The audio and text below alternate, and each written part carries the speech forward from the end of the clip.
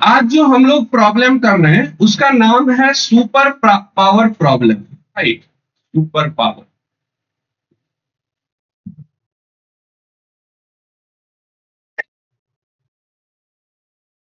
ठीक है, चलिए इस प्रॉब्लम को हम लोग समझते हैं।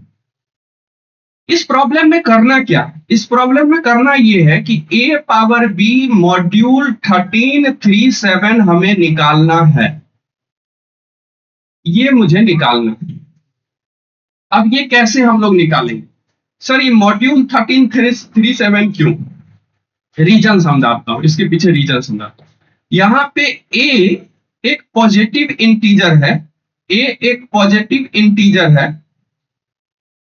एंड b एक एक्सट्रीमली लार्ज पॉजिटिव इंटीजर है। एक एक्सट्रीमली लार्ज पॉजिटिव इंटीजर है। सुनो, मैं बोल रहा हूं a एक पॉजिटिव इंटीजर है लेकिन b एक एक्सट्रीमली लार्ज पॉजिटिव इंटीजर है। ये कहने का क्या मतलब हुआ, ये समझते हैं।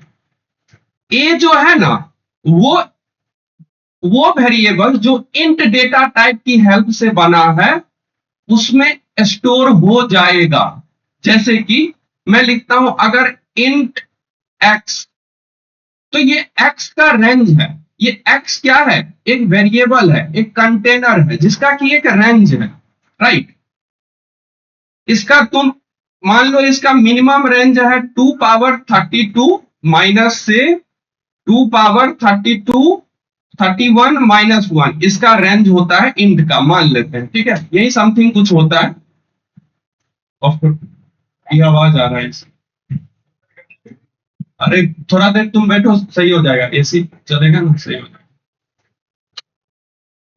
ये आवाज जाएगा फिर। ठीक है, तो देखो मुझे क्या, मैं क्या बोल रहा हूं कि इंट का एक रेंज होता है। रेंज क्या है? ये रेंज होता है। इसके बाहर का कोई वैल्यू तुम स्टोर करवाओगे तो ये स्टोर नहीं कर पाएगा, और इससे बाहर का कोई वैल्यू तुम स्टोर करवाओगे ये स्टोर नहीं कर पाएगा। फॉर एग्जाम्पल, इससे बाहर का एक नंबर कोई लिख देते हैं। अगर हम चाहते हैं कि ये नंबर स्टोर करवाएं,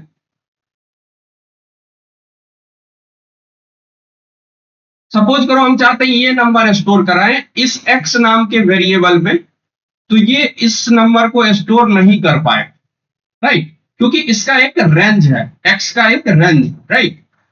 तो यहां पे a जो है, a जो वेरिएबल है उसमें हम लोग इसका a में हम लोग पॉजिटिव a जो पॉजिटिव इंटीजर है उसमें इंट का जो रेंज होता है उतना वैल्यू हम लोग स्टोर करवा सकते हैं।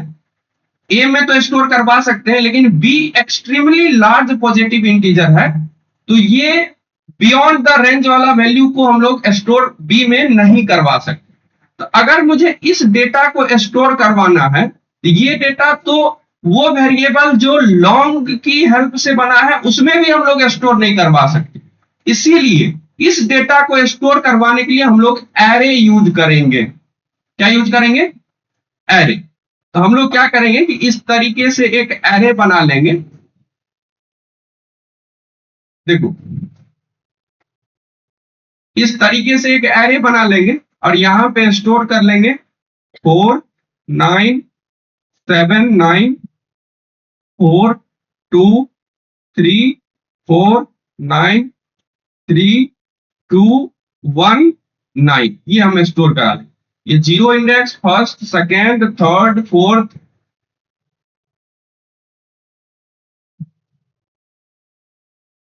राइट? ये बात सबको समझ में आया क्या? क्योंकि हम ये वैल्यू बहुत बड़ा है, इसको हम वो वेरिएबल जो इन की हेल्प से बना है उस वेरिएबल में हम लोग स्टोर नहीं करवा सकते हैं, इसीलिए हम लोग इसे एरे में स्टोर करवा रहे हैं। ठीक है, चलो तो यहां पे ए को तो हम लोग स्टोर करवा सकते हैं लेकिन बी को हम लोग एरे में स्टोर करवाएंगे। ठीक है, चलिए, जैसे कि मैं एक इनपुट लेके देता हूं, a इज इक्वल टू है 2 and b is equal to है 3।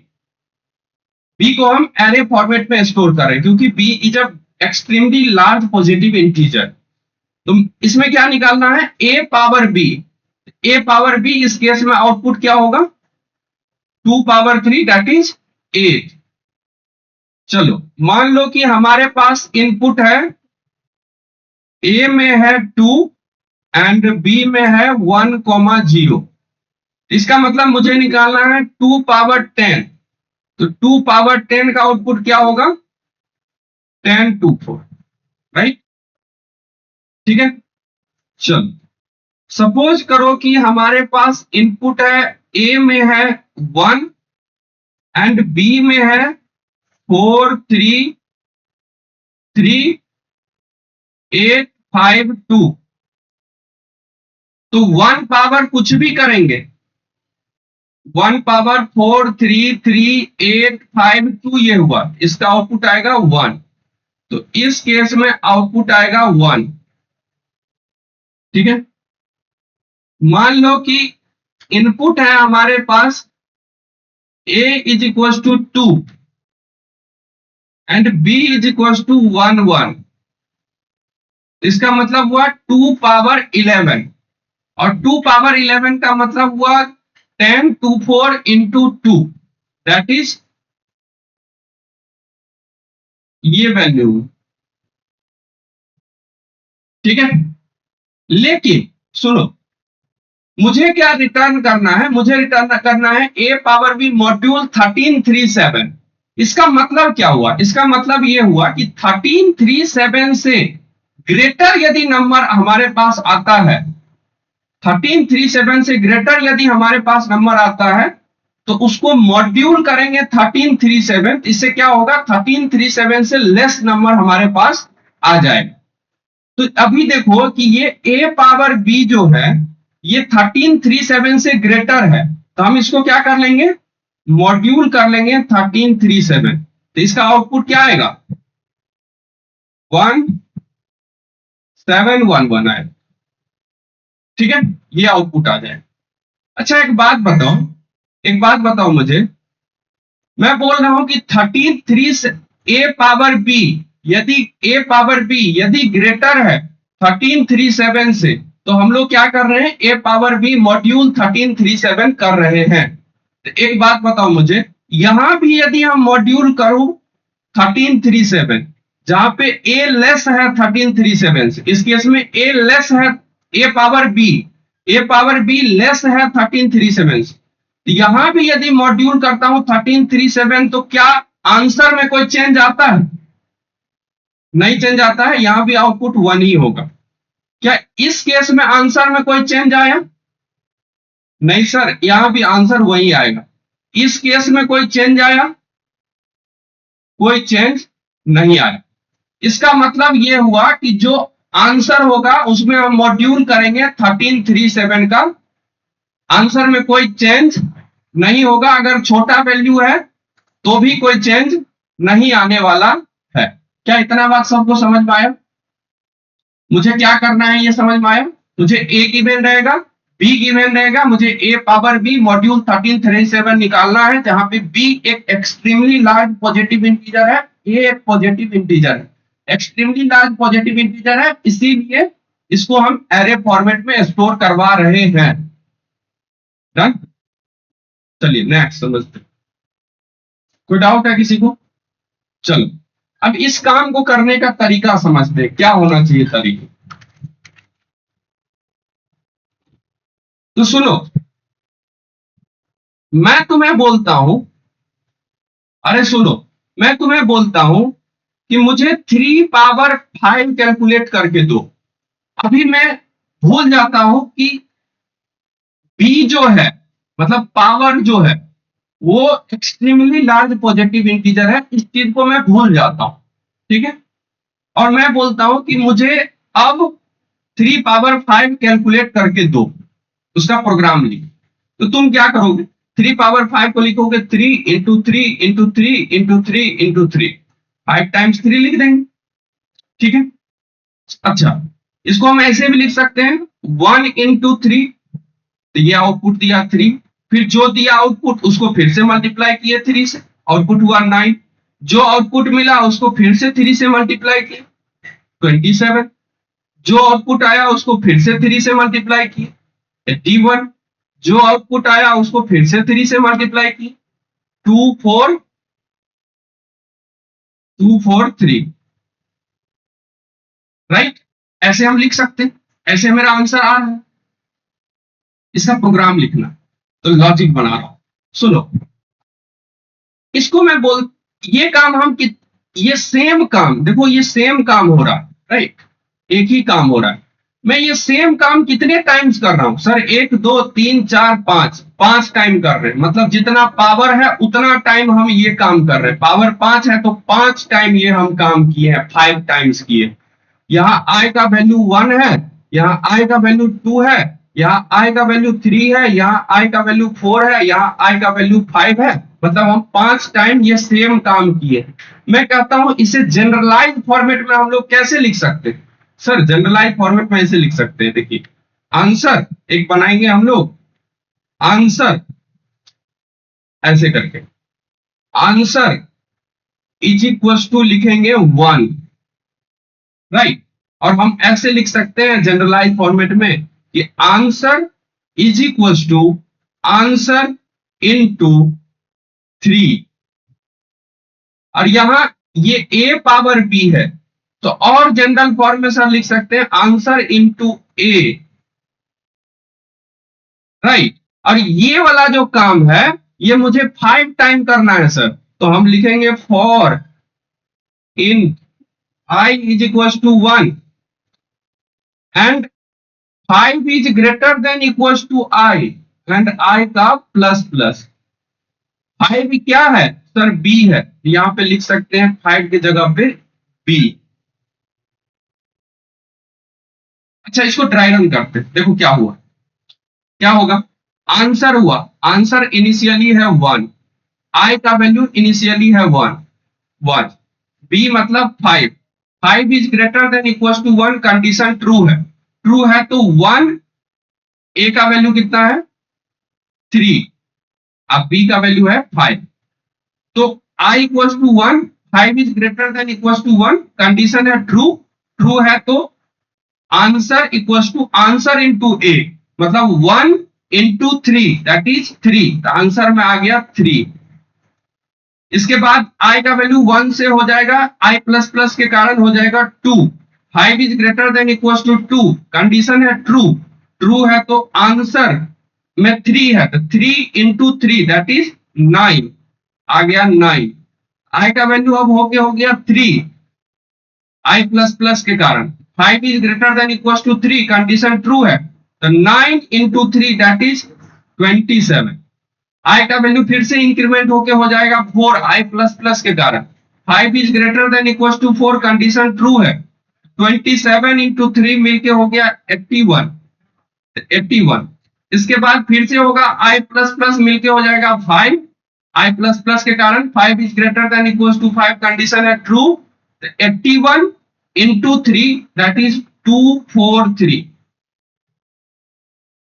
कोड लिख दिए ना, सही कोड लिखा हुआ, क्या समझ में आया सबको यहां तक? कोई डाउट है इस कोड में?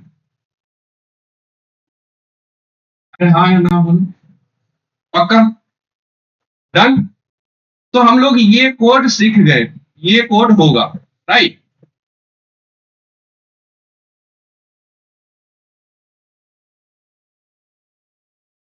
ये वाला कोड होगा। अच्छा सुनो सुनो, एक बात सुनो, अब मैं बोल रहा हूं मुझे ना 5 पावर 5 कैलकुलेट करके दो, मैं बोल रहा हूं कि मुझे 5 पावर 5 कैलकुलेट करके दो। सर इसको लिख सकते हैं 5 इंटू 5 इंटू 5 इंटू 5 इंटू 5, ऐसे हम लोग लिख सकते हैं सर। तो इसको ऐसे भी लिख सकते हो कि 1 इंटू 5, आंसर आया 5, इस 5 को फिर से 5 से मल्टीप्लाई किया, आंसर आया 25, ये 25 को फिर से 5 से मल्टीप्लाई किया, आंसर आया 125, और इस 125 को फिर से मल्टीप्लाई किया, आंसर आया 625, 625 को फिर से 5 से मल्टीप्लाई किया तो आंसर क्या आया? ये आया, सही लिखा हूं? एक 125 और 30, हाँ एक होगा ना यहाँ पे, सही लिखा हुआ, डन। अच्छा, ये काम हम कितना बार किए हैं सर? 5 टाइम किए हैं। आई इक्वल्स टू 1 2, यहाँ है 3, यहाँ है 4 और यहाँ है 5। ये काम हम 5 टाइम किए। जनरलाइज फॉर्मेट में क्या लिख सकते हैं? सुन, अभी सुनो, जनरलाइज फॉर्मेट में लिखने से पहले कुछ बात सिखा रहा हूं, सुन। अच्छा एक बात बताओ, यहाँ 1337 से लेस है, सॉरी यहाँ 1337 से ग्रेटर नंबर है, तो हमको क्या करना है? मॉडुलो करना है 1337। तो आउटपुट क्या आएगा इसका? बताना।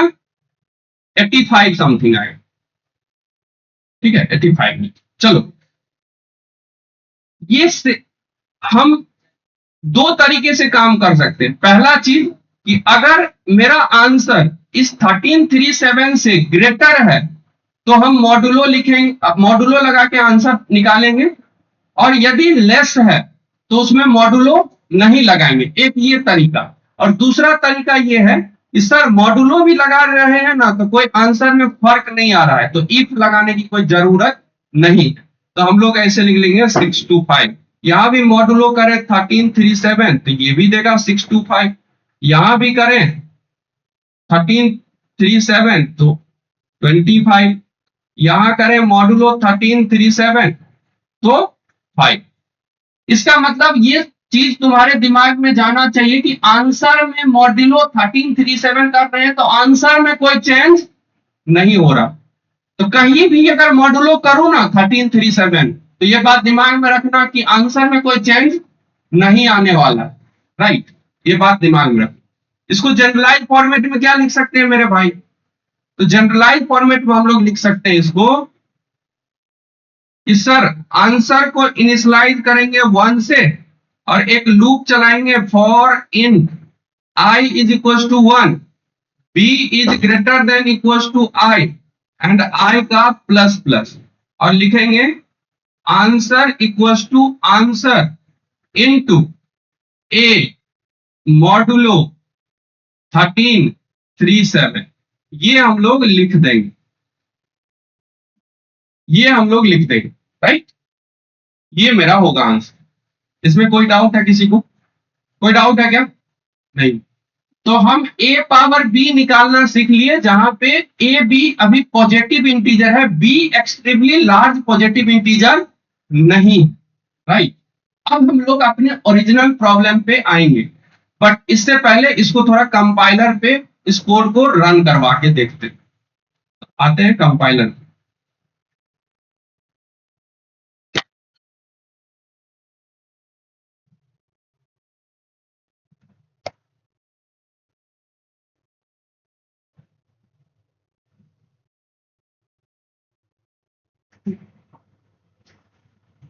चलो लिखते हैं हम लोग include bits slash std, header file include किए, फिर लिखेंगे using namespace std int main return 0। इसके बाद क्या करें हम लोग? एक फंक्शन बनाते हैं that is called mod power, ठीक है? मॉड पावर, इसका नाम इसलिए रखें क्योंकि यहाँ मॉड भी कर रहे हैं 1337 का, इसलिए नाम रखे मॉड पावर, ठीक है? चलो इसमें दो चीज है, ए है दैट इज 5, मान लो यहां में वेरिएबल बनाते हैं int a is equal to रखते हैं 5 और int b is equal to रखते हैं 5, मतलब ये है बेस, ये है पावर, ठीक है? तो ए और बी हम पास करते हैं। अच्छा एक बात बताओ मुझे, ये मॉड पावर का रिटर्न टाइप क्या होना चाहिए? ये 5 टू दी पावर 5 निकालेगा, 5 टू दी पावर 5 होता है, जो भी आंसर हो 5 टू दी पावर 5 वो एक इंटीजर वैल्यू है, राइट? इसका रिटर्न टाइप क्या होगा? इंट। इसका रिटर्न टाइप होगा इंट। तो हम लोग लिखेंगे रिटर्न टाइप हुआ इंट मॉड पावर, दो वेरिएबल है, इन, इसको मैं बोल देता हूं बेस, इसको मैं बोल देता हूं ये है पावर। ठीक है, इसके बाद हम लोग क्या करते हैं, सुनो हम क्या करते हैं, मैं तुम्हें एक बात बताया था ना कि कहीं भी मॉडुलो करोगे 1337 तो आंसर में कोई चेंज नहीं आ रहा है। तो हम एक काम कर लेते हैं, मैं लिखता हूं बेस मॉडुलो इक्वल टू 1337, तब भी आंसर में कोई चेंज नहीं आएगा। मैं बेस को भी छोटा बना दिया, राइट। अच्छा सुनो, अब हम लोग क्या करते हैं, अब मुझे क्या करना है कि एक लूप चलाना है, एक पहले वेरिएबल बनाना है int answer is equal to 1, फिर एक लूप चलाएंगे और int i is equal to 1, फिर power is greater than equal to i and i का प्लस प्लस, इसके बाद लिखेंगे answer equal to answer into into base, ये, और लास्ट में रिटर्न कर देंगे आंसर को। रन करते हैं, देखो ये आंसर आया। ठीक है, एक्चुअल में आंसर कुछ और होना चाहिए एक्चुअल में, लेकिन क्योंकि मॉडुलो 1337 कर रहे हैं तो यही आंसर होगा, क्योंकि मॉडुलो 1337 के कारण। ठीक है, चलिए भाई, ये हम लोग को बहुत अच्छे से समझ में आ गया। आते हैं हम लोग,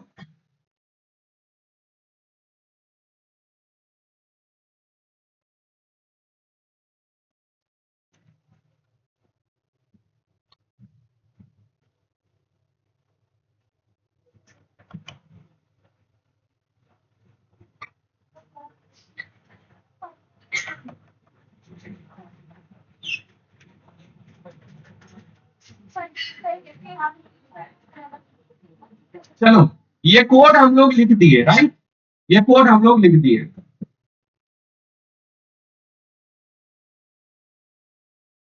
क्या इतना तक में किसी को कोई डाउट है, किसी भी तरह का डाउट हो, समस्या हो, पूछ सकता है इतना तक।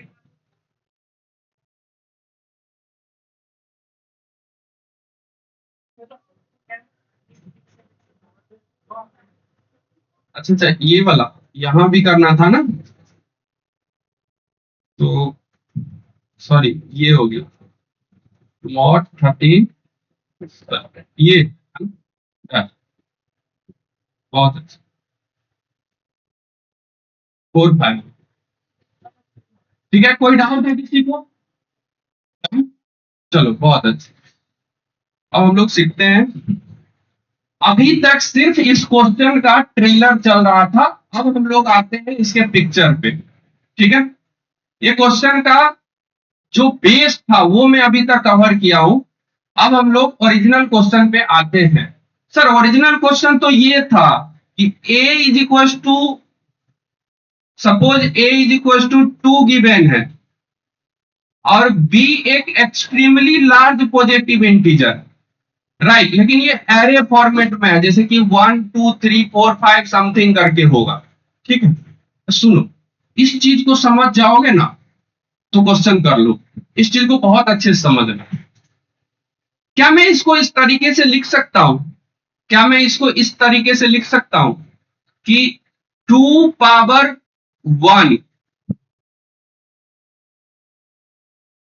2 पावर 1 मैं लिखा तो ये दिया 2 पावर 1 आंसर, 2 पावर 1 ये वाला 1, 2 पावर 1 ये वाला 1 हम कर, मुझे निकालना क्या है 2 पावर 1 2 3, तो हम पहले लिखे 2 पावर 1।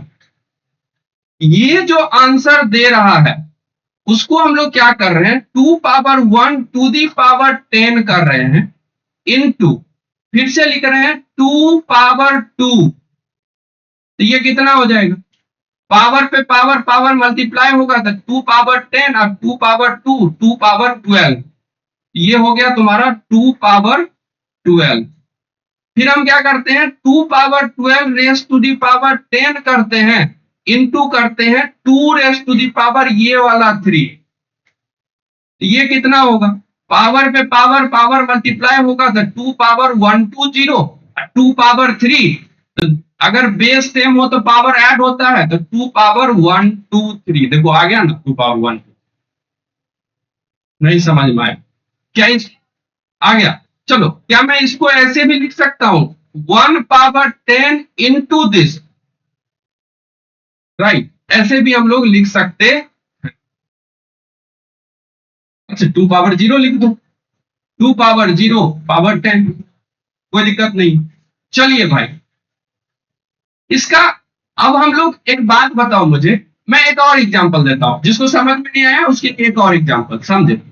जैसे मैं देता हूं a इज इक्वल टू, मान लो कि हमारे पास है 3 and b is equal to, मान लो हमारे पास है 1 2 3 4, ये है हमारे पास, ठीक है। तो यहां पे इसको ऐसे लिख सकते हैं कि सर ऐसे लिख सकते हैं 3 पावर, सॉरी 3 पावर 1, इसका आंसर आया 3 पावर 1, ये वाला 3 पावर 1 कर रहे हैं। फिर क्या कर रहे हैं सर, 3 पावर 1 का पावर 10 इंटू जो आंसर आ रहा है उसका पावर कर रहे हैं 10 इंटू 3 पावर 2, 3 पावर 2, ये आंसर दिया 3 पावर 12। अब फिर क्या कर रहे हो, सुनो, जो आंसर आया है ना, जो आंसर आया है उसका पावर कर रहे हो 10 इंटू 3 पावर नेक्स्ट वाला वैल्यू, 3 पावर नेक्स्ट वाला वैल्यू, यह आंसर आया 3 पावर 1 2 3। फिर क्या कर रहे हैं, जो आ रहा है 3 पावर 1 2 3, उसका पावर कर रहे हैं 10 इंटू 3 पावर ये लास्ट वाला वैल्यू 3 पावर 4, ये आंसर आया 3 पावर 1 2 3 4। देखो आगे, यही तो निकालना था, 3 पावर 1 2 3 4। क्या लिख सकते हैं हम लोग ऐसे? इसमें कोई डाउट हो तो पूछ सकते हो, कोई डाउट नहीं है, आगे बढ़े। चलिए बहुत अच्छा। अच्छा एक बात बताओ मुझे, एक बात बताओ, एक चीज बताओ, यहां ये काम हम कितना टाइम्स किए हैं सर? बी का साइज है 3 तो 3 टाइम्स किए, बी का साइज है 4 तो ये सेम काम हम 4 टाइम्स किए हैं। रिपीटेशन ऑफ कोड हो रहा है, इसका मतलब लूप लगेगा सर। ओके, यहां है आई का वैल्यू मैं बोलता हूं 0 है, यहां आई का वैल्यू 1 है, यहां आई का वैल्यू 2 है। अगर इसकी बात करूं सर, यहां आई का वैल्यू 0 है, यहां आई का वैल्यू 1 है, यहां आई का वैल्यू 2 है, यहां आई का वैल्यू 3 है, राइट। ये हम लोग कह सकते हैं, इसमें कोई डाउट नहीं। अच्छा सुनो, एक बात सुनो, मैं बोलता हूं इसे जनरलाइज फॉर्मेट में कैसे लिख सकते हैं, इसको मैं जनरलाइज फॉर्मेट में कैसे लिख सकता हूं? जनरलाइज फॉर्मेट मतलब क्या हुआ, सारे के लिए जो वर्क करे। क्या आप सोच के बता सकते हैं कि इसका जनरलाइज फॉर्मेट में कैसे लिख सकते हैं?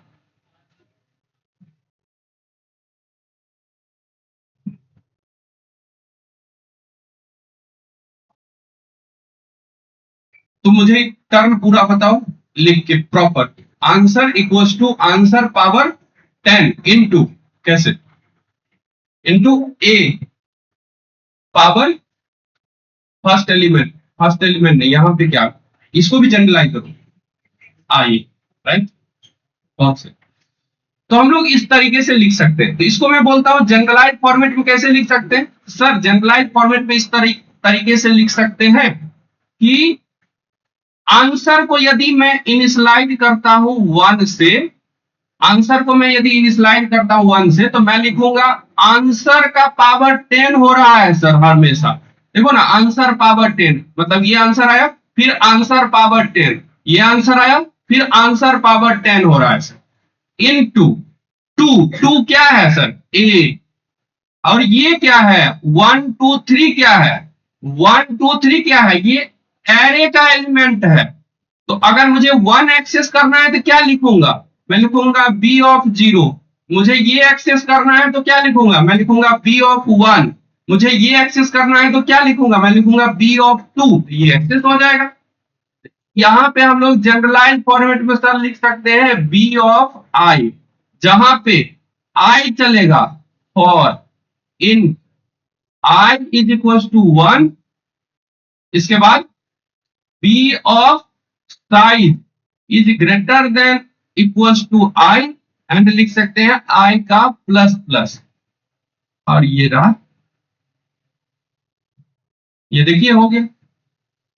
अच्छा मैं तुमको बताया हूं ना मैं तुमको बताया हूं कि मॉडुलो 1337 करने से कोई फर्क नहीं पड़ता। तो नहीं पड़ता है तो सुनो, इसका मतलब यहां पे मॉडुलो 1337 करेंगे फिर भी कोई फर्क नहीं पड़ेगा, यहां भी करेंगे फिर भी कोई फर्क नहीं पड़ेगा, यहां भी करेंगे फिर भी कोई फर्क नहीं पड़ेगा। इसका मतलब यहां भी कर देंगे तो कोई आंसर में फर्क नहीं पड़ने वाला।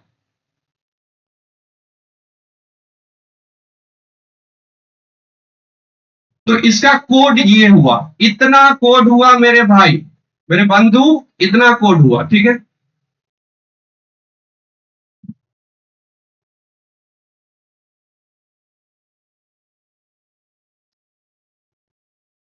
इतना कोड हुआ मेरे भाई, ठीक है। अब इस चीज को हम लोग लीड कोड पे कोड करते हैं इसका। चलिए आते हैं, हम लोग क्या लिखे थे।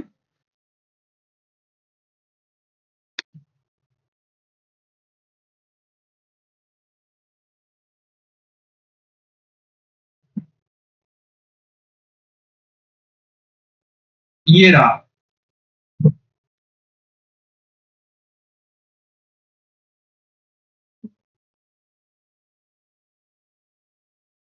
सुनो सुनो, इसका कोड कैसे लिखे हम। तो ए है तुम्हारे पास, ए को बोल रहे हैं बेस, और बी है एक्सपोनेंट जो कि एरे के फॉर्मेट में गिवन, राइट। ये एक एरे है, ये एरे है, कोई दिक्कत नहीं है, कोई दिक्कत नहीं है इतना तक, ठीक है। चलिए समझते हैं, थोड़ा जूम कर लेंगे, ठीक है। चलिए क्या लिखूं मैं, सबसे पहले क्या लिखूं। इसके लिए हम लोग बस एक चीज सीखे हैं, क्या सीखे हम लोग, कि सर लिखेंगे int answer is equal to 1, फिर क्या लिखेंगे, for int i is equal to 0, b dot size is greater than i, and i का करेंगे प्लस प्लस। इसके बाद क्या लिखेंगे, answer is equal to answer power 10, और फिर आंसर पावर 10 इंटू, इंटू क्या लिखेंगे, इसके बाद क्या लिखेंगे हम लोग भाई, ए पावर बी ऑफ आई, ये लिखेंगे। इस ओवरऑल का मॉडुलो क्या कर देंगे, 13 से 13, सुनो सुनो सुनो, किसी से तुम कंसेंट लिया क्लास माइनस पर, चलो क्लास से निकलो अभी, अगर बस लेट थी। फर्स्ट लेट से मतलब नहीं, क्लास से निकलो अभी, क्लास में लेट हो गया तो मन, हाँ? इतने बच्चे भी तो बैठे हैं, पूछ के आया था, सब पूछ के आता है, पूछ के आया था, पूछ के आ जाता हूँ। पूछ के आने से लेट हो तुम क्लास में, एक क्लास का लग सकता है, देखो कहाँ है, तो हाँ, एक एक लगा क्लास देना। में जाओ।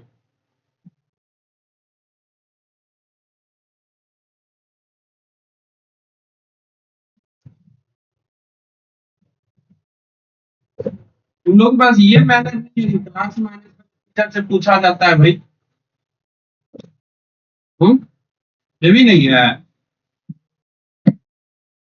चलो ये काम हम लोग कर रहे हैं, ठीक है।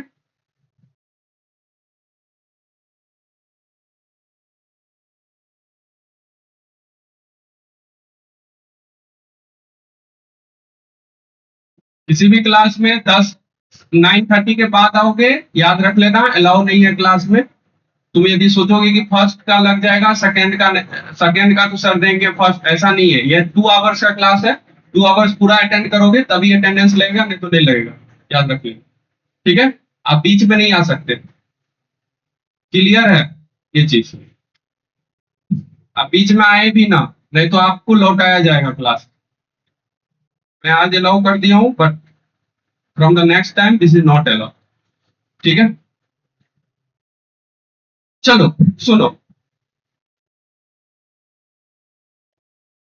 हाँ अब देखो ये काम, ये आंसर टू दी पावर 10 हम लोग किस तरह से निकालेंगे, आंसर टू दी पावर 10 हम लोग किस तरह से निकालेंगे। इसके लिए अभी मॉड पावर वाला सीखे थे, इसके लिए हम लोग मॉड पावर वाला सीखे थे, तो वो फंक्शन हम लोग लिखते हैं, क्या लिखेंगे,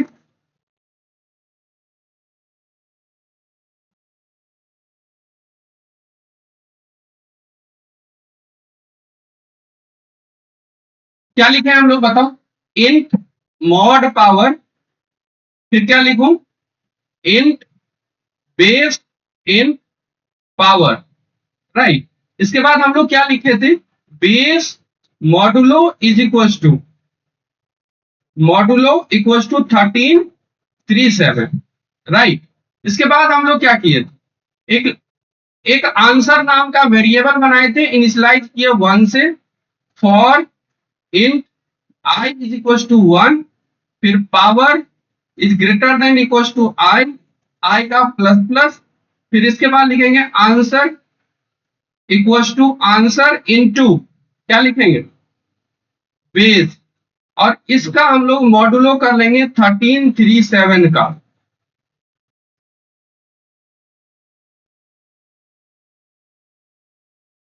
और हम लास्ट में क्या रिटर्न कर देंगे, आंसर। डन, ये हो गया। चलो इसको अब लिखते हैं उसी टर्म में, तो हम लोग लिखेंगे आंसर इक्वल टू, हम किसको कॉल करेंगे, मॉड पावर को, और यहां पे क्या पास करेंगे, आंसर एंड 10। ये जो आउटपुट देगा, ये ओवरऑल जो आउटपुट दे रहा है, इसको किससे मल्टीप्लाई करोगे, into into mod power A comma B of I, ठीक है, इनटू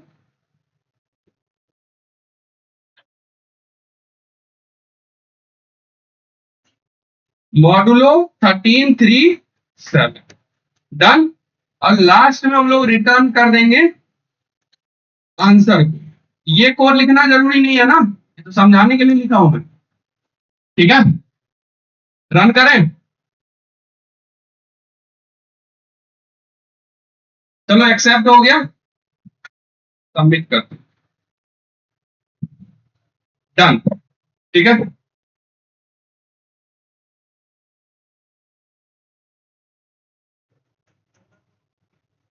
डन,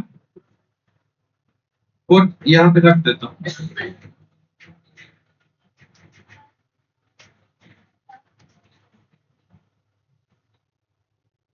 हो गया ना, हो गया, डन ना। चलिए क्वेश्चन कर लिया हम लोग, बहुत अच्छे से किए हैं। किसी को कोई डाउट है इस क्वेश्चन में, किसी को कोई डाउट है, पक्का ना, रेस्ट चाहिए 5 मिनट का।